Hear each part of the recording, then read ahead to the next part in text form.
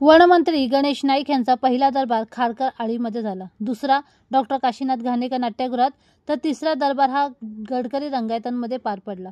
जनतेच्या समस्या सोडवण्यासाठी त्यांच्या समस्या ऐकून घेऊन त्यांच्या समस्या नक्की सुटणार अशी ग्वाही गणेश नाईक यांनी यावेळी दिली।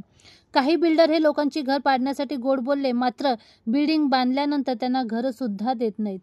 या संदर्भात अधिकारी आणि पोलीस प्रशासन यांना आवाहन करण्यात आले आहे। पुढील दरबारात या संदर्भात माहिती देण्यात येईल। सर्वोच्च न्यायालयाचे न्यायाधीश भूषण गवई यांनी मांडलेले निर्देश सर्व खरे आहे। काही रस्त्यांची स्ट्रेंथ ही कमी वजनाच्या गाड्यांसाठी असते, मात्र त्या ठिकाणी मोठ्या प्रमाणात अवजड वाहने जातात, त्यामुळे मोठे खड्डे पडतात। गाड्यांची आवक जावक मोठ्या प्रमाणात वाढली आहे, त्यामुळे त्या विभागाच्या महानगरपालिका, PWD आणि MMRD यांना त्या रस्त्याचे खड्डे भरण्याच्या सूचना देण्यात आल्या आहेत। मुंबईमध्ये 60% लोक अनधिकृत बांधकामात राहतात। मुंबई हे अतिशय सुंदर शहर असून दर 5 वर्षांनी टप्प्याटप्प्यात मुदत वाढ देऊन अभय देण्यात आले। ज्यावेळी बांधकाम होते त्याचवेळी त्या बांधकामात थांबवले तर अनधिकृत बांधकाम वाढणार नाही। ही वस्तुस्थिती आहे की महानगरपालिकेचे अधिकारी लक्ष देत नाही। लोक फसणार, त्यांच्या पैशाचा देखील अपव्यय होणार नाही। त्यामुळे भविष्यात अधिकाऱ्यांना अशा सूचना देण्यात आल्या आहेत की अनधिकृत बांधकामात सुरुवातीस जमीनदोस्त करावे, जेणेकरून लोक फसणार नाही। जनता दरबार ही प्रथा आदरणीय दादांच्या माध्यमातून सर्वदूर व्यवस्थित पसरली आणि म्हणूनच नागरिकांचे सुरक्षा कवच अशा प्रकारचं एक पोस्ट मी आज पाहिलं। मसूरचे कोणते हे बघा, प्रांताधिकारी थोडे पुढे येऊन उभं आहे, 3 आणि 4 नंबर।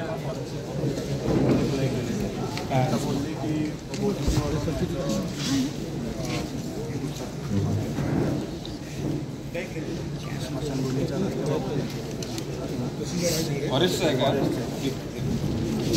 तुम्ही तिथे खाली दिले, तुम्ही कॉपी दिली लगेच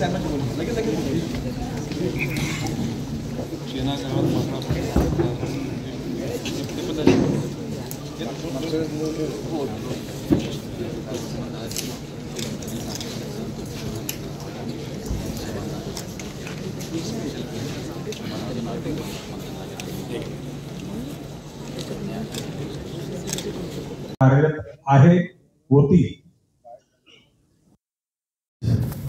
या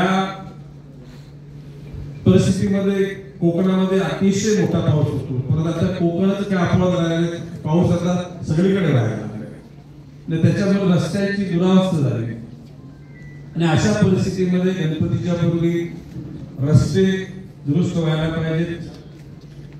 ज्या काही ठिकाणी विविध शहरातल्या महानगरपालिकेच्या माध्यमातून रस्त्यावरच्या प्रकाशाची सोय निश्चितपणे केली पाहिजे।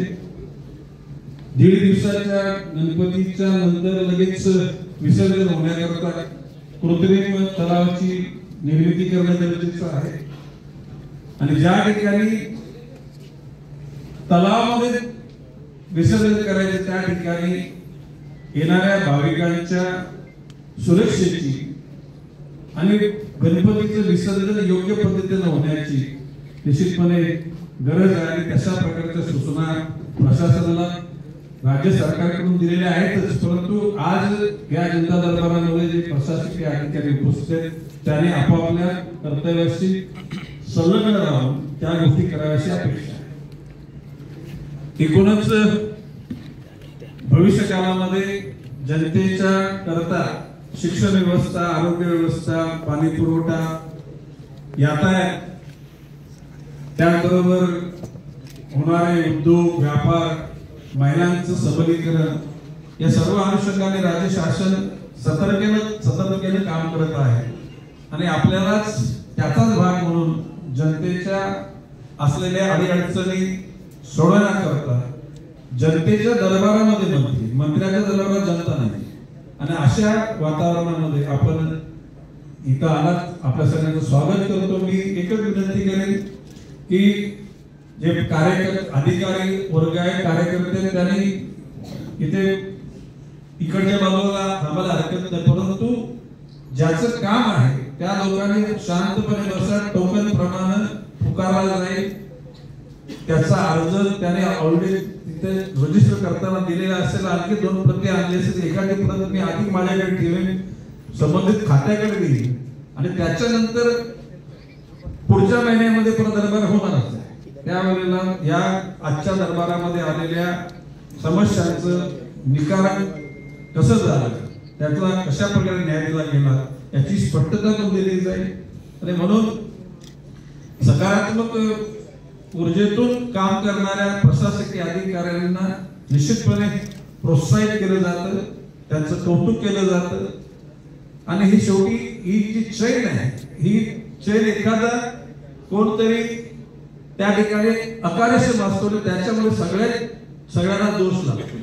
आणि तो दोष लागू नये म्हणून जर आपल्याला जर ती जबाबदारी पूर्ण करता येणार नसेल, तिथून बाजूला सरकावं, वरिष्ठांना सांगावं ही जबाबदारी मला नाही जमणार, मग त्यांनी दुसरं काम घ्यावं. परंतु जनसामान्यांच्या गरजा पूर्ण करण्याकरता जबाबदारी आपण घेतली असेल तर ती पूर्णत्वाला नेण्याकरता जीवाचा आकांत केला पाहिजे. एकूणच मी नेहमीच म्हणतो की जन्माला आलेल्या प्रत्येक माणसाला धर्म आपल्या आपल्या सोयीनुसार निर्माण झालेला, जात पण आपल्या सोयीनुसार निर्माण झालेली, भाषा आपल्या सोयीनुसार निर्माण झालेली, वर्ण मी समजू शकतो, पण वर्ग, गरिबी, श्रीमंती ह्या काही गोष्टी परमेश्वराने बनवलेल्या नाहीत. आणि म्हणून मी तर म्हणेन की जाती पाती आणि पक्षाच्या पलीकडे जाऊन ज्या एखाद्या घटकाला जर अडचण असेल ती सोडवण्याकरता प्रशासनिक यंत्रणेने काम केलं पाहिजे. कसल्याही प्रकारे त्या ठिकाणी कोणावर अन्याय होणार नाही याची दक्षता घेतली. शेवटी प्रश्न जीवन शरणभंगूर आहे, सगळं एकच राहणार आहे, इथं काय करू वर कोणी घेऊन जाणार नाही.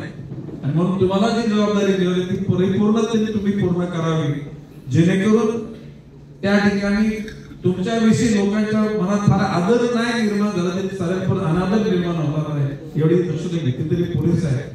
मला वाटतं आपण कैलास भारती हे ठाण्याचे ज्येष्ठ पत्रकार आणि संपादक हे पहिलाच टोर्नामेंट नंबर घेऊन राहिलेले आहेत, म्हणून त्यांचं आम्ही स्वागत करतो. आणि आता दरबाराला सुरुवात करूया.